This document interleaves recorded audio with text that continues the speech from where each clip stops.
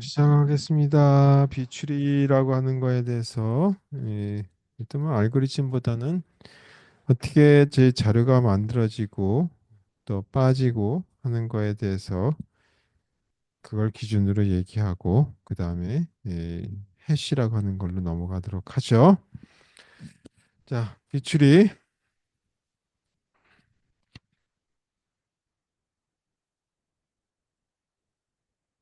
자, 비추리라고 하는 거는 노드에 두 개 이상의 데이터가 들어갈 수 있어요.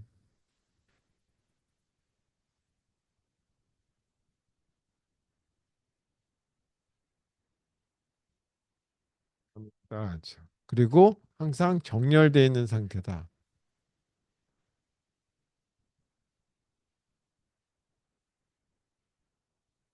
이렇게.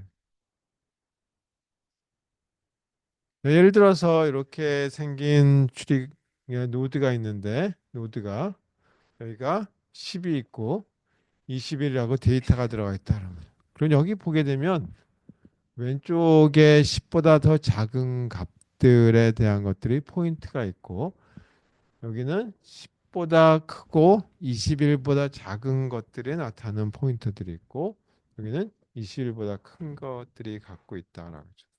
그래서 여기 보게 되면 최대 이렇게 생긴 거는 요 노드만 봤을 때 모든 노드들이 최대 n 그 자식을 세 개 갖고 있을 때 예를 들어서 이 경우에 이 최대 세 개의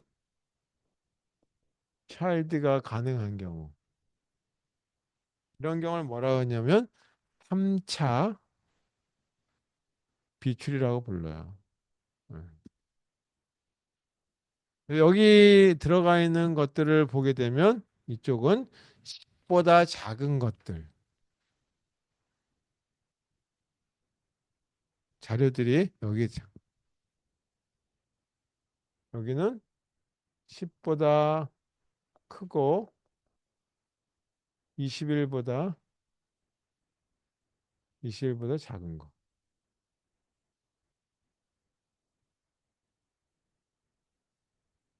이쪽은 21보다 큰 자료들이 만들어져 있고 이것들을 보게 되면 여기서 여기까지를 레벨이라고 보통 얘기하죠. 그래서 각 모든 레벨들이 동일해요. 레벨이 동일해. 자, 예를 들어서 이제 제가 드린 자료를 보게 되면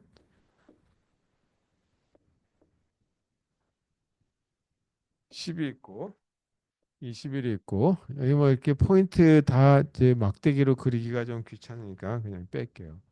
10의 왼쪽 부분을 보게 되면 여기가 10보다 더 작은 값이 여기에 들어갈 수 있다. 이 사이는 10보다 크고 21보다 작은 것들이기 때문에 해당되는 것들이 14도 가능할 테고 17도 가능하겠죠. 이쪽은 21보다 큰 것들이 들어간 자료들이 있으니까 23, 28이 있다라 가정할 수 있겠다. 자, 그래서 지금 현재 다 균형이 잡혀 있는 상태죠. 그 하위에 다시 보면 4보다 더 작은 자료 여기 1이 있다라고 하고 4보다 크고 뭐 10보다는 뭐 작아야 되겠죠. 그래서 여기 5라고 하는 자료가 들어갔다. 그다음에 이쪽은 11보다 더 작은 가령 14보다 더 작은 자료고 10보다는 커야 되겠죠. 그래서 11, 14하고 17 사이에 들어가고 10하고 21 사이에도 들어가는 자료. 예를 들어서 하나가 아니라 두 개도 가능하다면 15도 가능하고 16도 가능하겠죠. 이렇게. 물론 제가 여기다가 포인트들 이렇게 다 뺐어요. 이렇게. 이걸 이제 빼고 그냥 그렸을 뿐이니까 대충 보시면 되겠다. 17 이쪽에 19라고 하는 자료가 있고 리프라고 해서 제일 끝이다. 23쪽에도 보니까 23보다 작은 자료 22가 있다고 가정하고 여기는 23보다 크고 28보다 작은 자료 26도 좋고 이쪽에도 자료가 있는데 여기가 34라고 하는 게 있다. 그래서 다 여기 보게 되면 레벨이 동일한 어떤 형태 이런 어떤 자료 구조를 갖다가 뭐라냐면 비추리, 밸런스드 추리다라고 얘기해요. 그래서 이와 같은 형태에 해당되는 모습들을 가지고 어떻게 자료들이 검색되고 뭐 찾는지에 대한 것들을 보시면 되겠는데 뭐, 뭐 간단하게 일단 검색 부분만 예를 들어서 본다면 이렇게 보면 되겠죠. 제일 먼저 루트에서 시작해서 루트로부터 아래로 찾아 들어가면 되는 거니까 이 예를 가지고 본다면 예에서 이 16이라고 하는 키값 16을 검색해 보자. 어디서부터 시작하면 되냐면 여기서부터 시작하는 거죠. 여기 루트. 그래서 10보다 크냐 작으냐라고 하는 거 보니까 16이니까 10하고 20일 사이에 들어갔다라고 하는 거죠. 그래서 여기 이 포인터를 이쪽을 따라가면 돼요. 키값 16에 대한 거. 그 다음에 어떻게 되냐면 여기 와서 보니까 14하고 17 사이에 들어가죠. 따라서 일로 들어가죠. 그리고 다시 여기서 15하고 16주에 검색하니까 여기서 발견이 되죠. 키값 이렇게 해서 검색하는 이런 방식을 취하는 자료 구조가 비출이다라고 하는 거예요. 근데 여기서 이렇게 검색하는 거는 아까 바이너리 서치 추리도 그렇지만 이미 만들어진 거 가지고 하는 거는 크게 어려움이 없죠. 근데 문제는 뭐냐면 자료들이 삽입하고 삭제됐을 때 어떻게 되느냐라고 하는 거예요. 그래서 자료가 여기서 삽입이 됐을 땐 이런 밸런스를 유지해야 되고 균형을 유지해야 되고 삭제가 됐을 때도 균형을 유지해야 된단 말이에요. 그랬을 때 모습들이 어떻게 되는지를 하나하나 예를 통해서 보도록 하죠.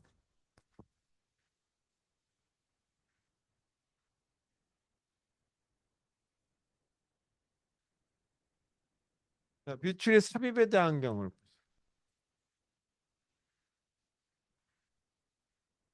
삽입이 되는 경우가 예를 들어서 이렇게 생긴 하나의 노드가 있는데 이 노드에는 이 5개까지만 여기에 자료들이 이렇게 놓여 있다.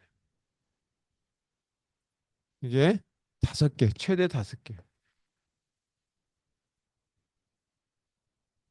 되는 걸로 가정하죠. 그러니까 포인트가 몇 개냐면 여기 해서 6개에 해당되는 차일드를 가질 수 있는 이런 모습이 되겠죠. 그래서 노드에 보게 되면 이런 걸 6차라고 하는 비출이라고 본다 이거죠. 이렇게. 그러니까 키값은 최대 5개까지 가질 수 있다라고 하는 걸로 보죠. 자, 예를 들어서 이런 모습에서 시작하는 걸로 볼게요. 추리를 만들었는데 이제 하나도 없는 상태에서 한다면은 뭐 큰 문제 없이 하나 만들고 또 만들고 들어가다 보니까 이렇게 생긴 추리가 만들어졌다. 루트에 7, 13, 25, 34라고 하는 네 개의 키가 들어가 있다라고 보죠. 자, 요 사이에 제가 뭐 포인터들이 있어요. 7보다 작은 거는 이쪽 포인터를 따라서 가면 돼요. 그래서 7보다 작은 쪽에는 이렇게 생긴 또 노드들이 있죠. 여기 1346이라는 하는 게 있다.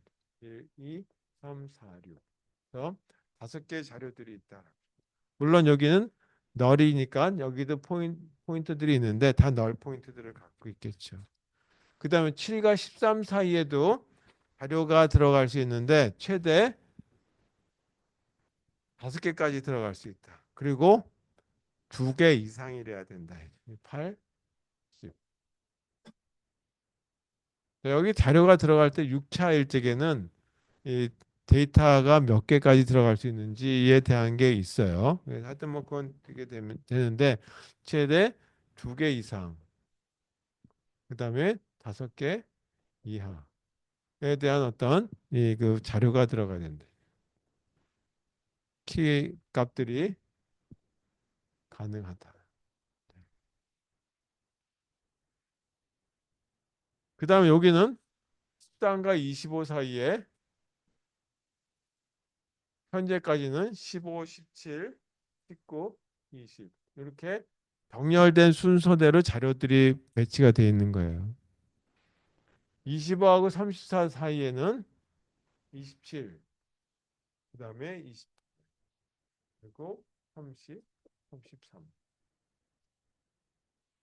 자료가 이렇게 있고 34보다 큰 쪽의 자료는 여기야 37, 그다음에 38, 40, 41,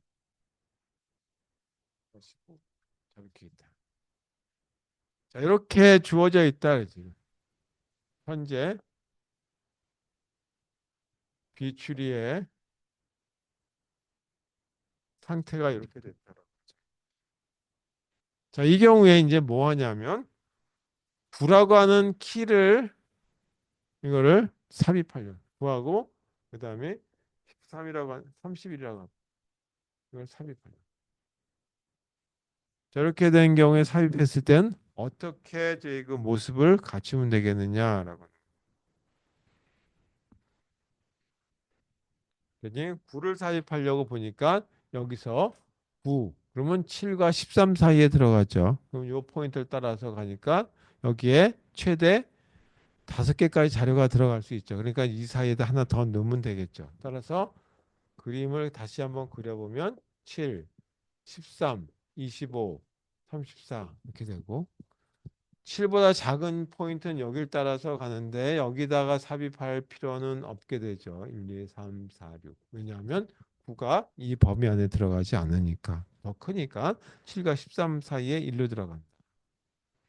여기에는 두 개의 자료가 있었는데 8과 10이 있었는데 여기다 9를 집어넣어도 되겠다는 얘기죠. 이렇게. 그 다음에 31을 넣으려고 보니까 13하고 25 사이는 변동사항이 없겠죠. 따라서 이것도 변동사항이 없으니까 15, 17, 19, 20 변동사항이 없고 31은 여기 들어갈 거란 말이에요.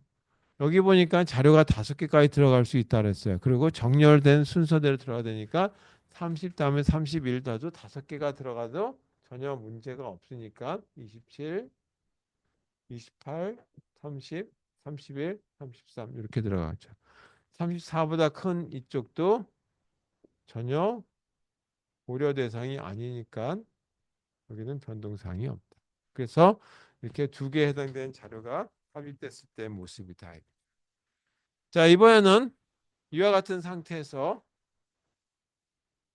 5라고 하는 걸 한번 삽입해 보자. 어떻게 되는 거예요? 5를 어디다 집어넣냐면 항상 리프 쪽에서부터 시작해요. 리프 쪽에 여기다 집어넣으니까 여기다 들어갈 수 있겠다. 여기다 집어넣으면 어떤 모습이냐? 1, 2, 3, 4, 5, 6 여기다 집어넣는 거죠. 근데 몇 개까지 가능하다면 5개 이하라고 그랬는데 여기 6개예요. 그러니까 뭐냐면 그런 거 갖다가 초과했다 해서 오버플로우라고 얘기하면 돼. 넘친다. 넘치면 어떻게 조정은 해줘야 되겠죠. 아직까지 조정하기 전에 모습은 한번 그려보자 이거죠. 여기. 그리고 이쪽에는 8, 9, 10 여기도 변동이 없이 15, 17, 19, 20 여기는 27, 28, 30, 31, 33 여기도 37, 38, 40, 41, 40 이렇게 있죠. 여기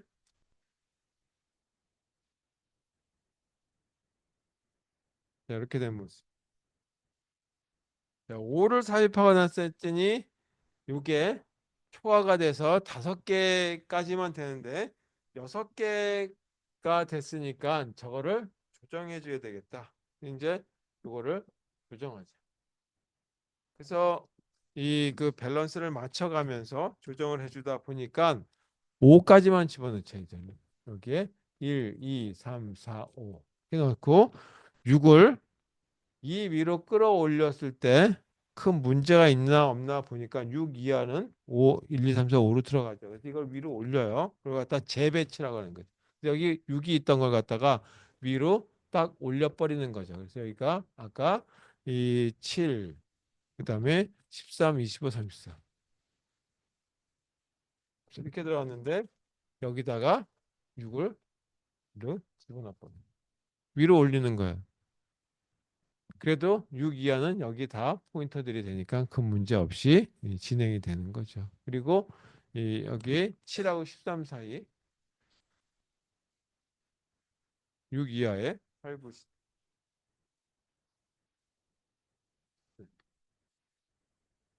자, 그랬더니 조금 이상이네. 좀 고칠게. 6을 갖다가 올리고 그 다음에 이거를 갖다가 일로 내려서 13, 14 이렇게 되는 거죠. 그래서 6을 올리고 7에 있는 걸 일로 내려서 이쪽으로 방향을 바꾸고 그리고 뒤에 있는 것들은 뒤에다가 합쳐버리죠. 8, 9, 10. 그러면 뒤에 있던 7은 빠졌으니까 이 뒤에 있던 13부터 시작해서 13, 25, 그다음에 34는 그대로 남을게요.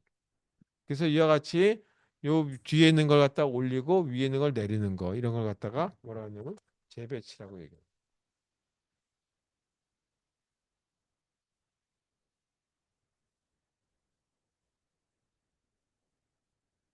그럼 6과 13 사이에 7이라고 하는 게 7, 8, 9, 10이 됐고 13과 25 사이에 아까 있던 거 그대로 쓰면 되겠죠.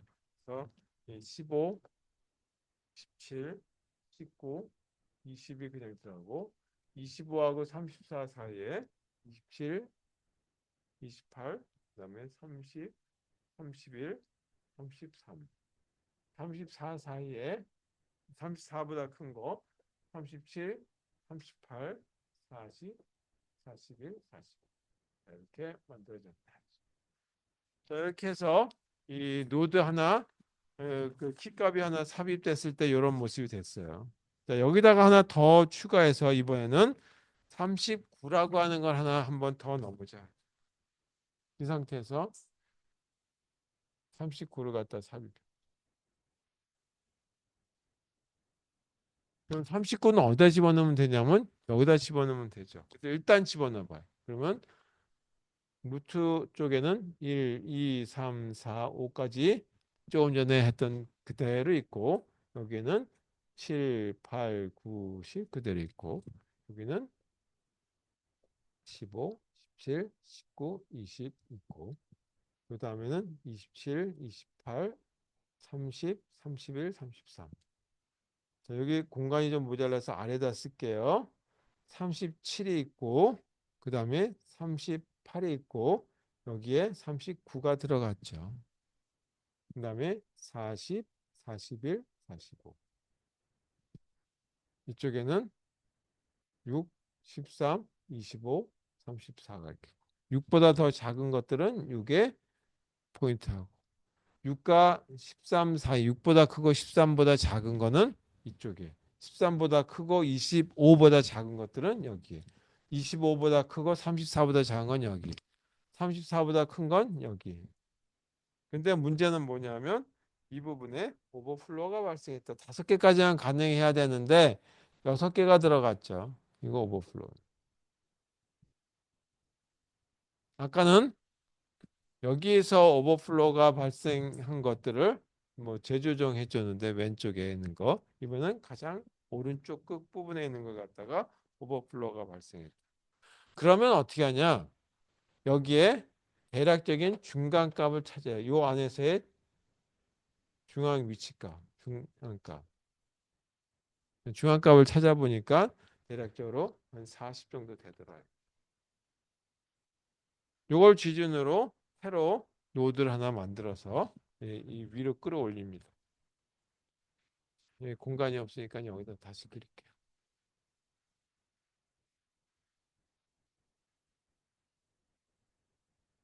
자, 여기서 끌어올리니까 어떻게 되냐면 40을 기준으로 여기다 40을 놓고 이걸 쪼개버려요. 그래서 먼저 6이 있었고 그 다음에 13이 있었고 25, 34. 34인데 여기에 하나를 더 추가해도 오버플로가 나지 않죠. 그게 뭐냐면 중심값 요거 40을 여기다 집어.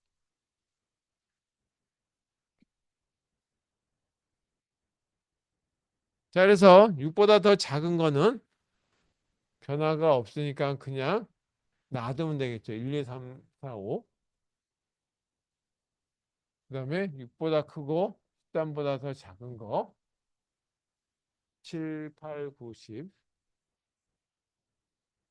그 다음에 13보다 크고 25보다 더 작은 거 15, 17, 19, 20.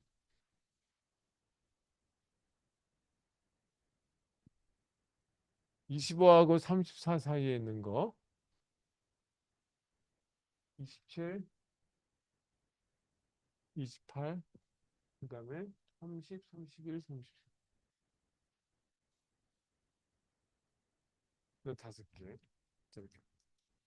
자, 여기는 34하고 40 사이에 해당되는 거를 여기서 쪼갰기 때문에 37부터 해서 39 사이에 해당되는 거를 따로 34하고 40 사이에 37, 그다음에 38, 39를 이렇게 해서 40을 쪼개서 위에다 올리고 40보다 큰 것들은 이렇게 뒤로 나눠서 41, 45.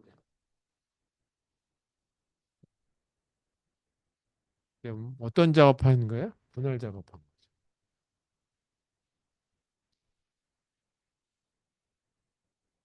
자, 이런 방식으로 이 계속 이 노드들을 추가하는 방식 이렇게 들어가는 걸 갖다가 비출이라고 그래요.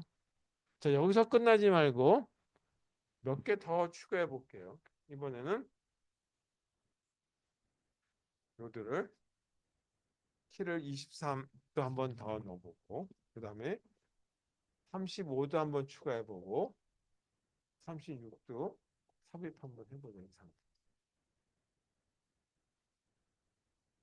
그럼 23은 어디 들어가면 되냐면 여기 들어가든지 여기 들어가면 되겠죠. 근데 여기에다 집어넣으면 자료가 공간이 여유가 있으니까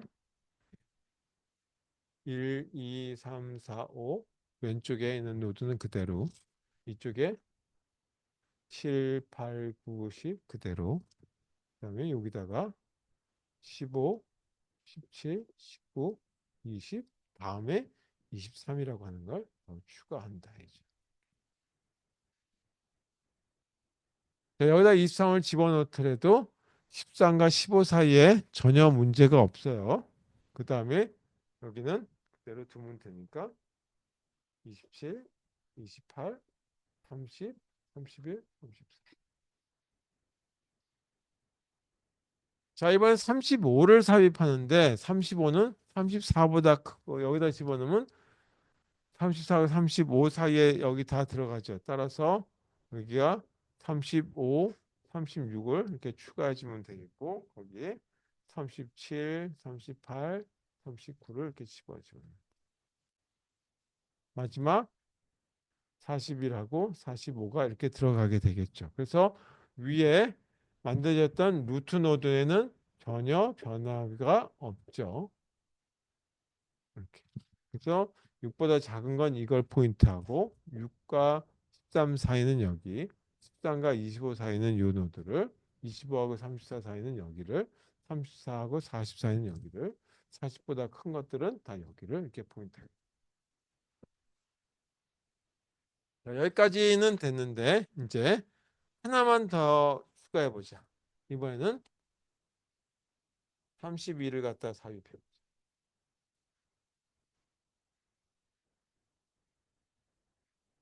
그럼 32를 삽입하려면 어디다 넣냐면 루트부터 보는 것이 아니라 리프 노드에 보니까 여기 들어가야 되겠죠. 그래서 일단 넣어보자 이거죠.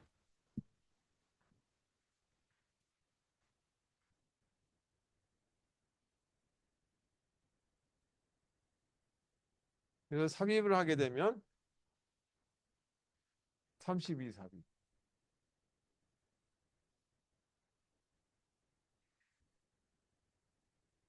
자, 왼쪽에 있는 리프 노드는 그대로 변동사항이었으니까 1, 2, 3, 4, 5 그대로 변동사항이었고 그 다음 것도 7, 8, 9, 10 변동사항이었고 여기 10, 이것도 변동사항이 없네요. 15, 그 다음에 15, 17, 19, 20, 23 17, 19, 20, 23 변동사항이 없고 자 여기에다가 삽입될 거니까 27, 그 다음에 28, 30, 31 여기 32가 삽입이 되고 33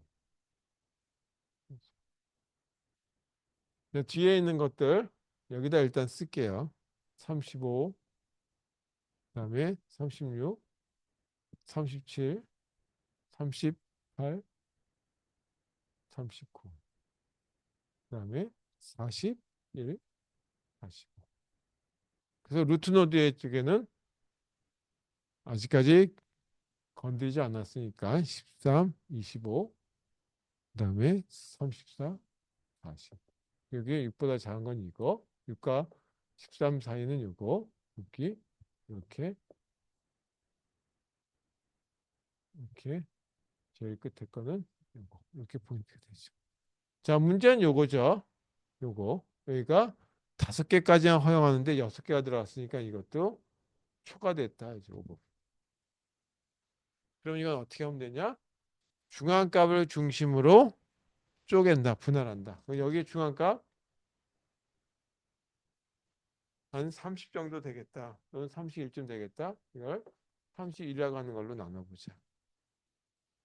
그래서 31이라고 하는 걸로 분해를 하게 되면 일단 위에 올려버리는 거. 그러면 여기 왼쪽 거부터 1, 2, 3, 4, 5는 큰 문제 없고 다시 7, 8, 9, 10 이것도 문제가 없고 여기도 15, 17, 19, 20, 23까지는 문제가 없었어요.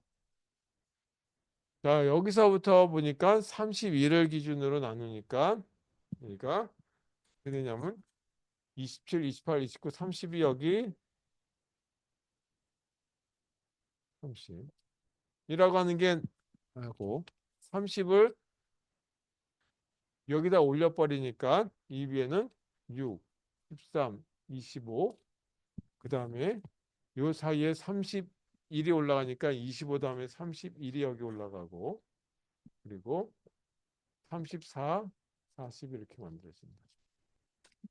그거 좀 이따 조정하는 걸로 얘기해요. 그 다음에 이걸 나눴으니까 이걸 중심으로 32하고 33이 이쪽에 나오겠죠. 또 오른쪽에 있는 걸 여기다 그렸으니까 변동사항은 없으니까 36, 37, 38, 39 이것도 변동사항이 없으니까 41, 49. 자 여기도 포인트를 보게 되면 6보다 작은 건 이거 6과 13 사이는 이거 13과 25 사이는 이거 25와 31 사이는 이렇게 되죠. 그 다음에 31보다 크고 34보다 작은 건 여기 34보다 크고 40보다 작은 건 여기 40보다 큰 것들은 여기 이렇게 된다. 근데 문제는 여기가 오버플로우가 발생해요. 오버플로우가 발생하니까 이번은 여기 중앙값을 한 31로 해가지고 분할을 한다. 여기까지 하는 걸로 하고 이 비추리 삽입에 대한 얘기까지는 하고 일단 끝내도록 할게요. 그리고 저희 그 해시에 대한 얘기하고. 그러니까 이번엔 어떻게 했냐면 32를 기준으로 30보다 작은 거 한 덩어리, 31보다 큰 거 한 덩어리로 나누겠다. 그래서 여기가 6, 13, 25 이렇게 나눠지고 31보다 큰 거 34, 40으로 나누는 거예요.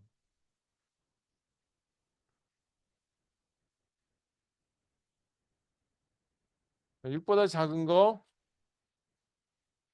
6과 13 사이, 13과 25 사이, 25보다 큰 거 어떤 거, 34보다 작은 거 어떤 것들, 34 사이 어떤 것들, 40보다 큰 거 어떤 것들 이렇게 해서 이 전체 레벨이 세 개 레벨로 나눠지는데 이런 어떤 모습을 가지고 이 추리가 분할되는 이런 모습을 비추리라고 얘기해요. 이제 이걸 자세하게 지금 얘기할 건 아니고 이렇게 쪼개진다는 얘기인데 이 비추리에 대한 아이디어를 좀 이 그 실제 우리가 파일에다가 적용하게 되는데 이 파일 처리해서 적용하는 얘기를 하려고 제가 말씀드린 거예요. 이게 바로 vsem 파일이라고 하는데 사용된다. vsem 파일이나 isem 파일인데 vsem 파일이라고 보시면 되겠어요. 그래서 이게 버추얼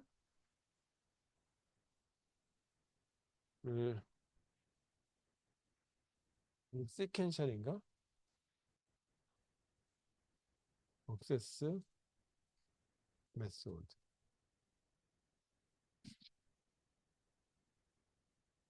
이런 이제 그 파일 처리론이 있는데 우리가 이 데이터베이스 상위에 있는 것 중에 이거 하위의 데이터 자료들은 어떻게 저장하냐면 이 vsem 파일이라고 하는 걸로 저장되는데 그 저장되는 방식이 바로 이 비추리에 대한 아이디어를 그대로 가져다가 쓰기 때문에 우리가 데이터베이스를 내가 구축한다라고 한다면 위에서 이그 릴레이셔널 데이터베이스의 어떤 시퀀셜 뭐 SQL 같은 것 또는 이제 이 SQL 문을 쓴다고 하더라도 내부에는 이런 어떤 파일 구조 가지고 들어간다라고 하는 거를 알고 계시면 되겠다라고 하는 거예요. 그래서 뭐 이런 측면에서만 제가 말씀드리려고 한 거고 이 나머지 것들은 삭제에 해당되는 것들은 더욱 복잡하기 때문에 그냥 괜히 재미없을 시간을 낭비할 필요 없어서 여기서 이 비추리에 대한 얘기는 종료할까 합니다. 자, 그리고 이 조금만 이제 더 시간을 남았으니까 해싱이라고 하는 거에 대한 얘기 간단히 얘기하고 그리고 수업 끝내도록 하겠습니다. 자, 이 비추리에 대한 거는 그냥 이런 개념이 있다라고 하는 측면에서만 알아두시면 되겠어요. 좀 지루했을 것 같아요. 자, 그리고 많이 사용되는 것 중에 하나가 해싱이라고 하는 방식에 의한 검색이에요.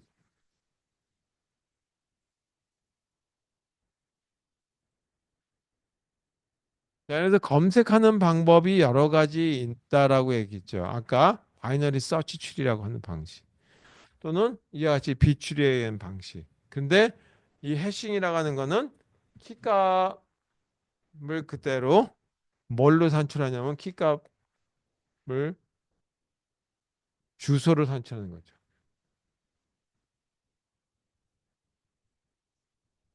변환해 가지고 자료의 위치를 바로바로 산출하는 거죠. 그러려면 뭐가 필요하냐면 주소를 산출하는데 어디 있는 주소냐? 바로 해시라고 하는 자료 구조가 있는 해시 테이블의 주소를 얘기하는 거예요. 조금 더 자세하게 얘기하면 해시 테이블의 주소를 산출한다. 자, 어떻게 되는지 그림으로 한번 나타내 볼게요. 그리고 여러 가지 방식이 있는데 그 중에 어떤 것이 가장 유용한지에 대한 거는 여기서 판단할 수는 없고 자료 형태에 따라서 조금씩 달라질 거기 때문에 이게 제일 좋다 나쁘다 얘기는 할 수 없습니다. 자, 우리 키값이 주어져 있다면 이 키값을 가지고 어떤 함수 연산을 해가지고 그거로부터 주소값을 산출해요. 그걸 h라고 하는 걸로 보죠. 키값을 집어넣고 이거로부터 뭐가 얻어지냐면 주소가 산출된다. 그래서 주소가 산출되면 여기에 테이블이 있는데 이걸 우리는 해시 테이블이다라고 얘기한다. 그리고 테이블이니까 인덱스로 주어져 있겠죠. 0, 1, 2. 그래서 n-1까지. 이 주소로서 여기 있는 것들을 이렇게 산출해내는 거죠. 그래서 한 큐에 제 값이 산출되는 거다.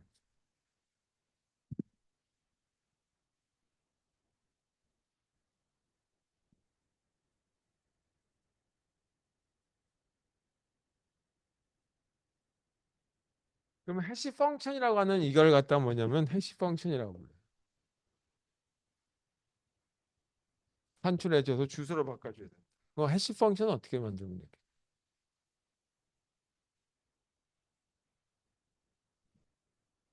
해시 펑션이 여러 가지로 만들어져 있어요. 그래서 우리가 컴파일러라고 하는 걸 만들었을 때 변수명들을 많이 쓰죠. 그럼 변수명에 해당되는 걸로 바로 자꾸제 점해야 되죠. 예를 들어서 우리가 i라고 하는 변수 썼다. 그럼 i라고 하는 변수가 주격 공간 어디 있는지, 그 i 값이 얼마인지 그걸 자꾸 찾아야 되는데 그때마다 뭐 이제 위치값을 산출하기도 복잡하다 그러면 해시 같은 걸 쓴다 이거죠. 자, 해시 펑션 첫 번째 하는 방법이 이렇게 여기 키값이 이렇게 들어갔다라고 한다면 하는 방법 중에 하나가 키값에다가 나머지 산출하는 거 그걸 갖다가 모드 함수라고 하는 걸로 쓸게요. 퍼센트로 씌워내서 쓰지만 m이라고 하는 걸로 나는 나머지라고 하는 걸로 보자. 자, 여기 이렇게 썼는데 이걸 n-1라고 쓸게요. m개에 대한 공간입니다. 여기 m은 해시 테이블의 크기 사이즈. 예를 들어서 키값이 45라고 한번 해보자. 그리고 해시 테이블에는 몇 개를 공간을 썼냐면 100개의 공간을 썼다라고 한번 해보자. 그러면 그때 이 주소값을 산출하기 위해서는 어떻게 하냐? 해시라고 하는 거에 주소 그러면 키값 시언어를 쓴다면 퍼센트 또는 모드라고 하는데 뭘로 나눈 나머지 100이라고 하는 나머지 산출. 그래서 그 자리에다가 데이터를 집어넣으면 돼요. 그래서 해시 테이블이 있으면 어디다 집어넣으면 되냐면 해시 어드레스 산출해야 되는 데다가 이 자료를 집어넣으면 되겠죠. 여기 키값을 이렇게 집어넣으면 키값을 집어넣든지 그 값을 읽어드리면 되겠다. 자, 키값 찾은 거니까 여기다가 리턴.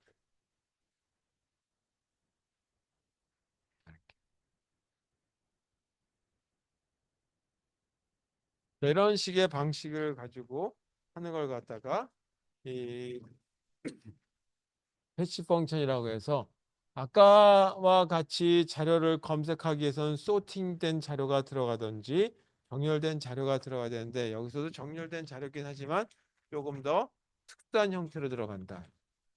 자, 그럼 어떻게 저희 이런 것들을 잘 배치할 거냐라고 하는 건데 그 배치하는 방식이 두 가지가 있어요. 폴딩 펑션이라고 하는 거죠.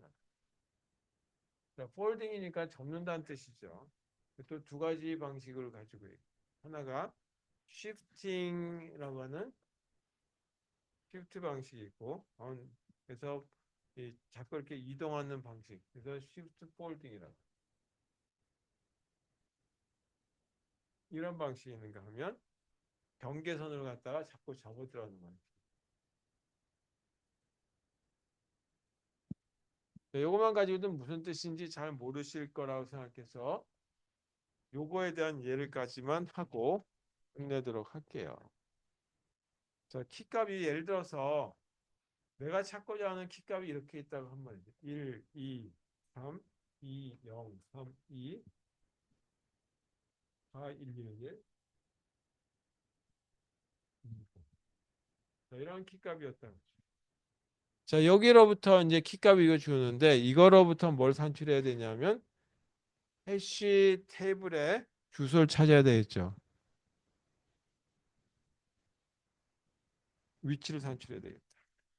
그러면 다시 한번 키에 대한 거를 조금 더 박스를 쳐가지고 한번 나타내 보세요. 이걸 조금 더 잘 그려보면 1, 2, 3. 세 자리를씩 나눠서 보게 되면 1, 그 다음에 2, 0, 3. 그다음에 241 03 203 241 112 112 그다음에 20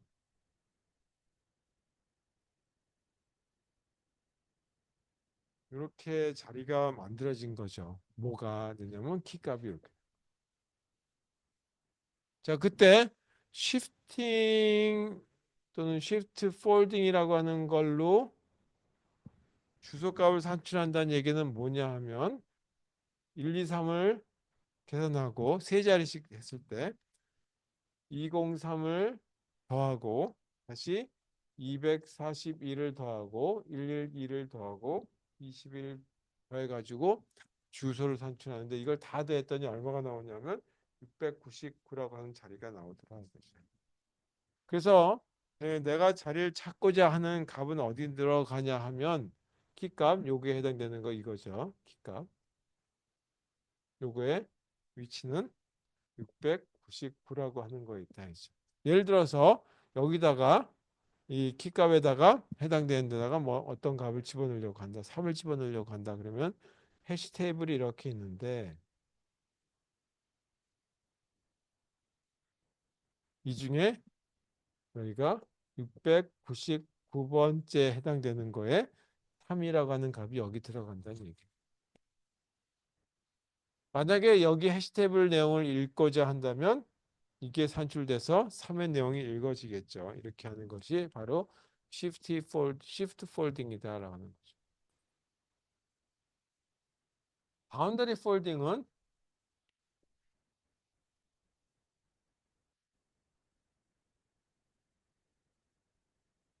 이걸 경계로 계속 접는 거죠. 따라서 어떻게 되냐면 123을 더하고 그 다음에 요거에 역순절에 더하니까 302가 되는 거예요. 그래서 3하고 2하고 만나게 되는 거죠. 그 다음에 다시 241을 더하고 241 다음에 만나는 건 112가 아니라 211로 거꾸로 씁니다. 마지막 20을 더하고 이렇게 해서 주소가 산출됐더니 897번이라고 하는 게 나오더라. 그래서 이번에는 897번 여기에 뭐 자료가 4가 들어간다든지 하는 형태겠죠. 여기 해시 키값을 줬더니 여기에 살아가는 값을 넣었더니 이렇게 들어가더라고요. 이거 산출은 바로 이런 식으로 계산됩니다. 그래서 주소값이 이렇게 들어가는 이런 방식 중에 하나가 바로 해시 펑션이라고 하는 걸 다 해죠. 그래서 해시 펑션에 의해서 바로바로 주소값을 산출되는데 문제는 뭐냐 하면 충돌도 가능하다는 얘기죠. 여기서 897번 또다시 나올 수도 있죠. 다른 데이터를 집어넣는데도 불구하고 키값이 요거만 897번이 아니라 다른 키값도 897번이 나올 수 있어요. 그래서 충돌에 대한 건 어떻게 해결할 것이고 하는 것들을 생각해 봐야 되겠다. 그래서 가능하면 충돌이 안 일어나도록 설계를 좀 해야 되겠다라고 해서 또 생각해 보는 방식이 이렇게 세 번째 거를 생각합니다. 이게 바로 미드 스퀘어 방식.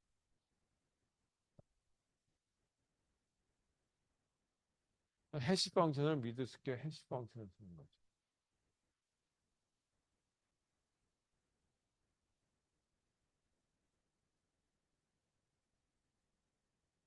예를 들어서 값이 2라고 하는 값이 4756이다라고 합니다. 그러면 요거의 제곱을 구하는 거예요.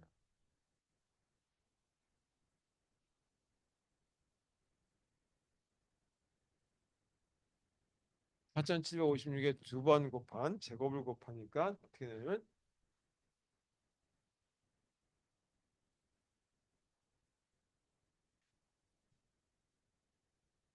이 중에 중심에 해당되는 값만 별로. 여기 중앙에 있는 쉼표 지울게요. 요거를 주소를 쓰는 거죠. 6195를. 그거를 해시 테이블에 줘.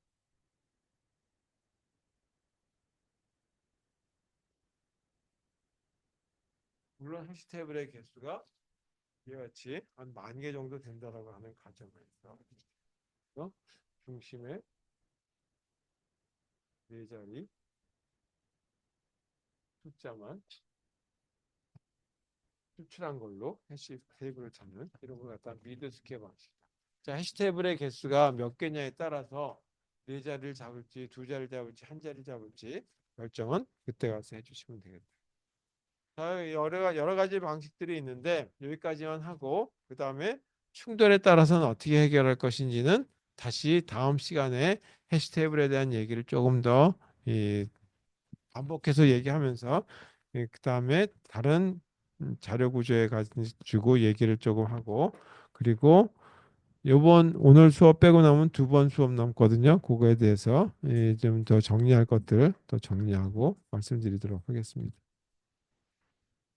네, 실습 자료가 그렇게 많이 안 올라가 있는데 그거 마저 해보시고 그리고 다음 주까지인가 뭐 이제 그 추리 그려 보시겠다고 하셨으니까 추리 그려가지고 우리 사이버 캠퍼스에다가 꼭 올려주시길 부탁하겠습니다.